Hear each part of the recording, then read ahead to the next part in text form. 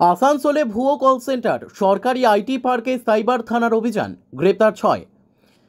আসানসোলে ভুয়ো call centre তৈরি করে সাধারণ মানুষদেরকে প্রতারণা করার অভিযোগ উঠল। এই অভিযোগ পাওয়ার পরেই মঙ্গলবার বিকেলের পরে পশ্চিম বর্ধমান জেলার আসানসোলে আইটি পার্কে হানা দিল আসানসোল দুর্গাপুর পুলিশ কমিশনারেটের সাইবার থানা।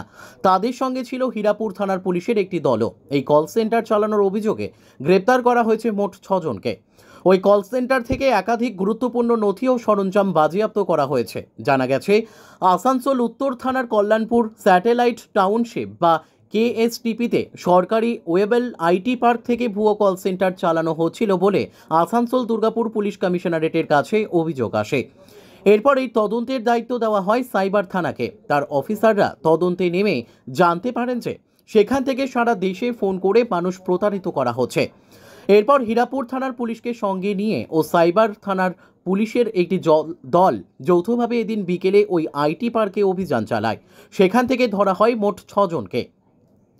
এ প্রসঙ্গে সাইবার থানার এক আধিকারিক বলেন, নির্দিষ্ট অভিযোগের ভিত্তিতে আইটি পার্কে চলা ওই কল সেন্টারে অভিযান চালানো হয়। 6 জনকে গ্রেপ্তার করা হয়েছে।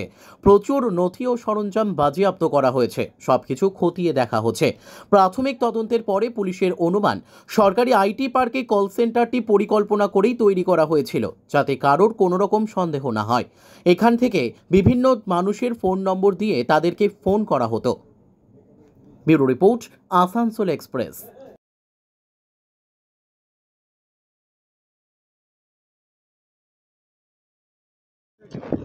বিষয়টা হচ্ছে, এরা বিভিন্ন কোম্পানির নামে ফোন করতো যে আপনি গিফট কার্ড পেয়েছেন, এই পেয়েছেন, এগুলো পেতে গেলে আপনাদের এত টাকা দিতে হবে। অ্যাকচুয়ালি কিছুই না, এরা ফেক আর কি। কাস্টমার ডিটেলস বিভিন্ন জোগাড় করে এরা ফোন করে এগুলো লোকের পয়সায়। এখনো পর্যন্ত আমরা 6 জন পেয়েছি, আরও দেখছি। এরা আরও কিছু নাম বলছে, আমরা দেখছি ওটা। সাইবার আমরা দেখছি, ওটা ইনভেস্টিগেশন আসবে। জাস্ট আমরা গেলাম জাস্ট।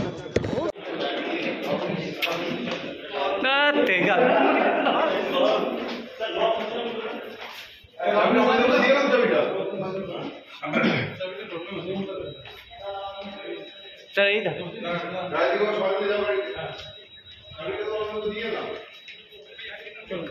ওর নাম পিছনে আয় না রে স্যার, একটু চলুন চলুন চলুন।